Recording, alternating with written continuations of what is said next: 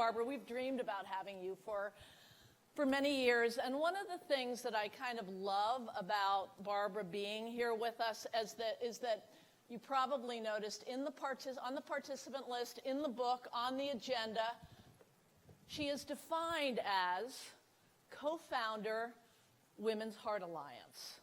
So this is a woman who, of course, has won 2 Oscars, 10 Grammys, the Presidential Medal of Freedom, and is, more famous than any of us.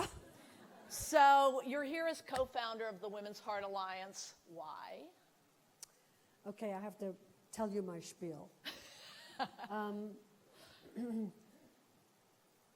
It started, actually, my involvement in women's heart disease, and started because of the inequality I felt that women were getting. When it comes to women in the workplace, politics, or even in medical research. I found out years ago that heart disease is the #1 killer of women, actually, and men. Not only in the United States, but around the world. It kills more women, people, than all cancers combined. And I think that's very hard to believe. It was hard for me to believe, and it still is when I tell people last night, it's like they go, what? I can't quite believe that statistic. And it was once thought to be a man's disease, but it's become a woman's epidemic now. In fact, 1 out of every 2 women in this room will have cardiovascular disease in their lifetime, some form of it.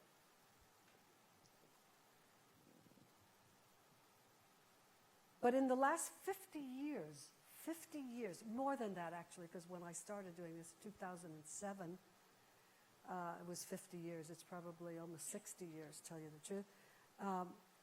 The research has primarily been done on men, which was so hard for me to believe. Even though women have a different physiology, right? We have different plumbing. We have children. We feed the children. And we have smaller hearts. We have smaller valves. We have a smaller vascular system, smaller arteries, that means, which requires different analysis. And yet, very little money is spent on research, specifically for women. Even though last year alone, nearly 400,000 women died of heart disease. And that's compared to something like, not to minimize breast cancer at all, but 40,450 women died of breast cancer last year. It's amazing. So it's a 10-to-1 statistic, Now, heart attacks, heart disease presents, symptoms actually of heart attacks, presents itself differently in women than it does men. Half of women have the chest pain, the Hollywood heart attack, chest pain, left arm pain.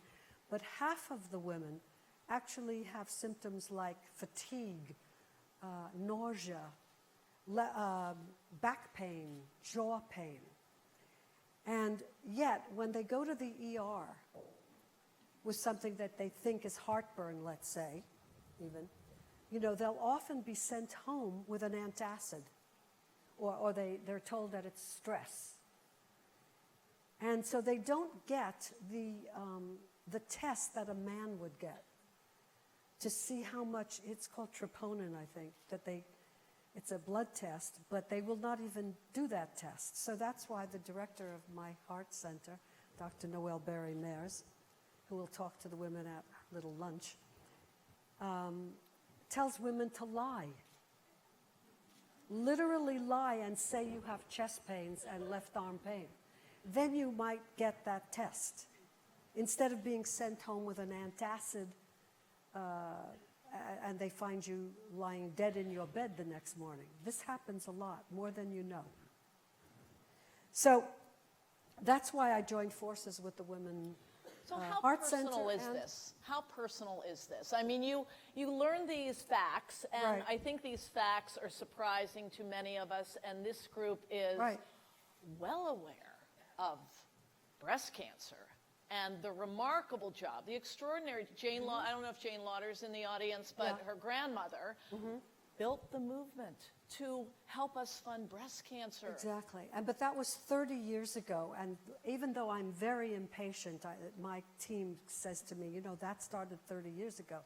We've really only been doing this 9 years. So almost 10 years. Is your goal, Barbara, I'm curious how personal this is, beyond learning those facts.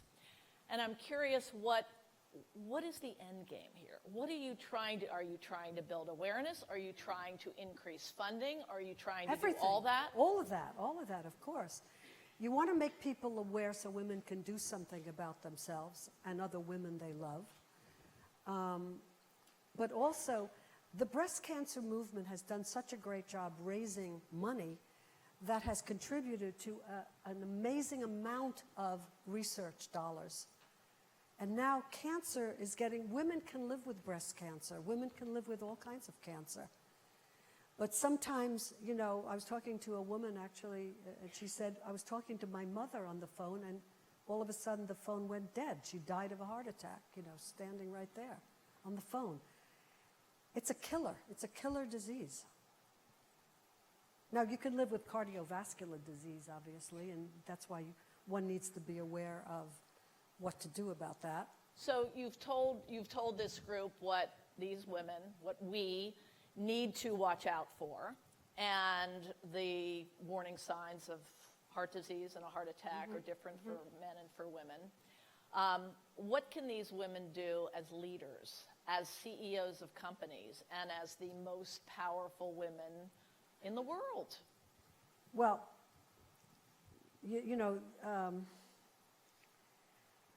number one is to take inspiration from the breast cancer movement, that this is possible to bring this reality to the forefront.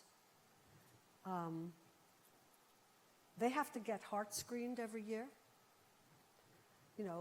Every year, I would say, get an EKG, talk about personal family histories. We actually have I think we're giving out a wallet card for your conference packet, Yes. which will help guide the conversation as to what your doctor should be asking of you, and tests that he should be giving you. Maybe you have, many of you in the companies have wellness programs or something like that you can talk about these things. Because it actually, I think women's heart disease has a kind of stigma. It's like we don't want to know that we may have heart disease. Some women, by the way, don't even know they have heart disease. I was talking to a friend of mine, Dr. Alfredo Trento at Cedars. He's a heart transplant surgeon. And we were talking, and his wife said, yeah, I had an ablation last year. That's for the electrical arrhythmia, I think, in the heart. And he said, dear, you have heart disease. And she said, I don't have heart disease. And it's like, that is called heart disease. And you have to watch that and take care of that in order that you don't, drop dead the next morning after you have these symptoms that are not being paid attention to when you go to the ER. As a matter of fact, I want to tell you about something that is interesting, I thought. That it's about primary care physicians. I can't find it here. But you see, nutrition and heart disease, sex differences are not even taught in medical schools. Now, can you imagine that? In most medical schools, and they may be taught somewhere. But mostly they're not taught. So that the Women's Heart Alliance did a survey that showed that 51% of primary care physicians did not know the differences between men and women's hearts. Huh. Wow. 48% Wow. of cardiologists didn't even know it. So we're operating in the dark, in a sense. it's staggering to me. You know, I tried to lobby the NIH, who gives actually $959 million a year to women's cancers, but they only give $246 million to women's heart disease. Why is that? I don't even know. But what I was able to make them do through our meetings with the WHA is I was saying to somebody there that, so you use, when you do research, I assume you use female rats as well as male, not rats, they're mice, right? They're mice. We used to say male rats. No, female and male mice. And he said, no, we don't. We only use male mice. So you see, never assume. I said, why don't you use female mice? And he said they were too expensive. Oh, my goodness. Oh, boy. They're more complex. That's what he said. You know, they have hormones. Duh. Right? I mean, we have hormones. We are different. Right? We have major sex differences between men and women. There are major differences. So that is unacceptable. That's an unacceptable answer, you know? I want to ask you about how you've thought about your power throughout your career. I don't know if you heard my introduction, but I said that real power is what you do outside your job description. I just saw Barbara in her hometown of Brooklyn at the Barclays Center about a month ago. She is unbelievable. I mean, and your youthfulness, I trust you have a very strong heart, but I hope so. Your youthfulness is inspiring. And, you know, Barbara is the only performer in history to have #1 selling albums in 6 decades. And she achieved that a couple of years ago, and her new album is another. Thank you. Thank you. Encore is another. But Barbara, I don't know, you know, when you were 35 years old, did you think that I don't know if you want to say your age. Anybody can look it up. Can I? May I say it? 74. At 74, you'd be touring, you'd be making more albums, you'd be maybe making more movies, you'd be doing this and become a leading spokesperson for heart health. Did you think that you would expand your power base this broadly? Yes. You did. All right. That's good. How have you thought about that power base over the decades? You know, I remember being 7 years old, 9 years old, those moments where, and actually when I was 16 too, I read a book called The Quintessence of Ibsenism by George Bernard Shaw. And one of the statements in this book really affected me. And that was that thoughts transcend matter. And I thought, oh, that's interesting. So I can stand in my doorway of my little apartment that I shared with another girl. We both wanted to be actresses, but we could only afford $50 each, and saved our little envelopes with, you know, the rent money, the telephone money, which I loved, by the way. An easy life compared to mine. Tell you that. But anyway, and I thought, and I never liked to make my bed, by the way. I just never knew, even though I was sent to camp, you know, a health camp once, a religious camp once, and I never could figure out how to make the corners of that bed. And I thought, I looked at this bed, and it was always clean, but I just couldn't figure out how to do it. And I thought, I have to get famous and wealthy to get my bed made for me. You did it. So the thought, and even before this last, when you saw me in the Barclays Center, right? Mm-hmm. I didn't know if I could do it. I didn't know if I had the stamina to do it. Really? Because I was singing sort of every other day, and I couldn't get through 5 songs at a time.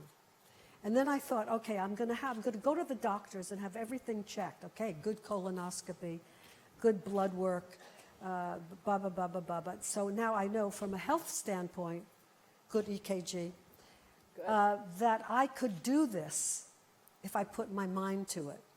That I could get through, 2 hours of singing, even though my first night in LA was the first time I ever went through singing 22 songs. Wow. But what I'm saying, it's mind over matter so much of the time. That belief in yourself in some way, and I'm filled and consumed with self-doubt too. So that's the opposite end of the scale. It's balanced. It has to be balanced. You can't be just, overwhelmed with security. It's a tug, but it's a good tug. Keep tugging. Thank you very much. Mind over matter, Barbra. You inspire us. Thank you.